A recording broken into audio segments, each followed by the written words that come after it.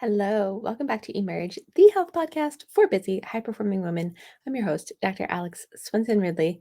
Today, I wanted to touch base on current events and some of the things going on in the world and how we really protect ourselves in the midst of literally, the world falling apart or going up in smoke or any of those things.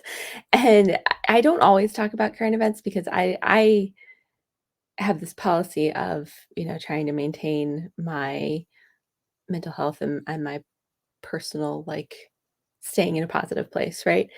And that's also not to say that I'm completely ignorant of what's going on in the world either. And so I wanted to talk about how we really bridge that gap. In doing that, I've been thinking through a few things with this. Like, we're coming up on, it's been basically 2 years since the whole pandemic thing happened. And I remember as we, went into lockdown and the whole country was shutting down and no one knew what was happening and like all this stuff, I got really sucked into media coverage and into, the governor going live every day at 4 p.m. and it kind of like was building my day and my schedule around this and would stay on for the 2 to 3 hour, discussions around numbers and what protocols and stuff were going to be implemented and all of that. And I actually started developing anxiety again. I hadn't had it, since going through my divorce and kind of all that stuff blowing up. And, my chest started getting tight and I was having trouble breathing and I felt like I was stressed out all the time. And I was finally like, okay, I have to stop and I have to put some boundaries around this. And we've now hit another major event in the world, with Russia and Ukraine this last week that can easily suck us in the same way. We were traveling this weekend, picking up my son from visiting his dad in Minnesota and, stayed in a hotel. And my husband has always been in the world of, watching the news and being up on what's going on. And partly it's driven by his role that he has within, the Native community and kind of leading a huge organization in Alaska where we are. But also, I think it's just part of his personality, and so he turned on, like, the live 24/7 coverage of what was happening in Ukraine and had it on for a long enough time that I was finally like, "Okay," like, they were starting to repeat the stories, and I was like, "I've seen this once already, I'm good, like, can we please do something else and just keep ourselves out of getting sucked into that hole?" And what I wanted to share, and this is really gonna be kind of a brief discussion around this, but is just encourage all of you to set the boundaries that you need to set to stay in a positive place. And like I said, it doesn't mean being ignorant of what is going on in the world, but we also don't have to be sucked in and dwell in and, focus on all the negative. There's different ways we can do this. There's always stories of hope. And even in the worst, most atrocious, most awful, situations and things that we can think of, you can find the stories of hope. And the news does sometimes pick those up. But I also find that, they can, news isn't really news anymore. It's designed to toy with our emotions, is really how I feel, especially after the pandemic. And even now, I read sources and there's, little jabs at whether it's at the unvaccinated or at, there's always some sort of political angle or statement or something in it in what should be completely objective writing, and I'm just like, oh, it's so infuriating. So just really look at what you need for yourself to stay centered and stay grounded and not, lose sight of your own well-being and mental health because this is a time when we need it more than ever. And if you're in that place where maybe you developed some like mental health has become such a huge conversation in the last 2 years.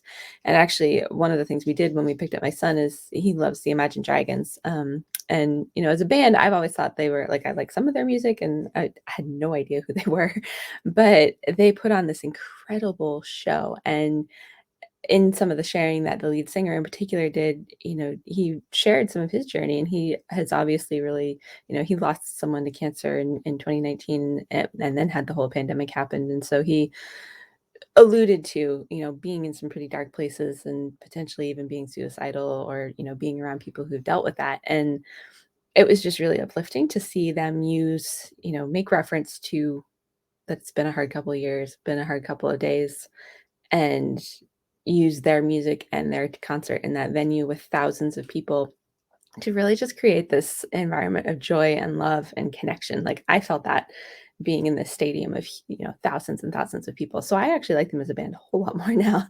But one of the things they did at the end was they, had a couple confetti cannons that went off, but the last one that did actually had little, drawings and words of affirmation and like a little short love letter, essentially that said you are worth living, and I am you, you are me.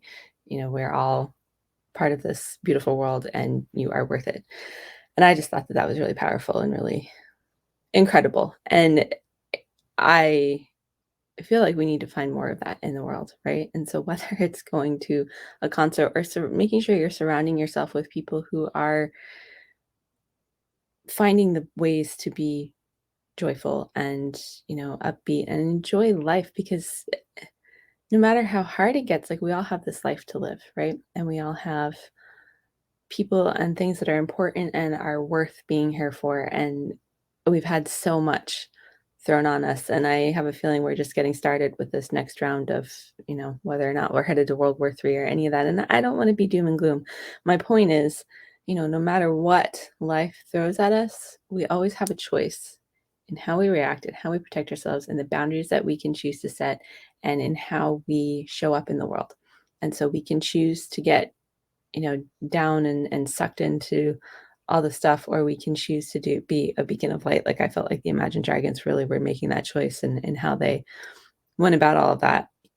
Be a beacon of light for others, be a hope, be the inspiration, be the joy that we all may feel is missing in the world. And as more of us make that choice and start to do that, there is some truth into the idea of, a collective consciousness and the world. And I think we've seen examples of that, even, with Russians protesting what's going on in the Ukraine and all of that. And I really I want to believe that as more of us come together in that way and are able to really show up in a positive way, that we can start to heal as a country and as a nation and all that. I wasn't expecting to get kind of choked up talking about this, but here we are.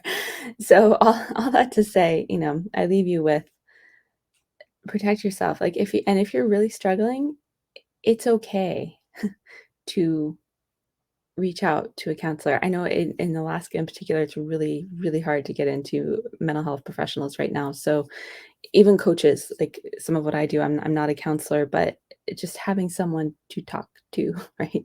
And to help recenter you on what you really need to be focused on, and not to say that what's going on in the world isn't important, but what needs to be important for you in order to be as healthy as you can be, so you can be there and be that beacon of light and hope, even, for your immediate family, for your community, for whoever you are in contact with and whoever you serve.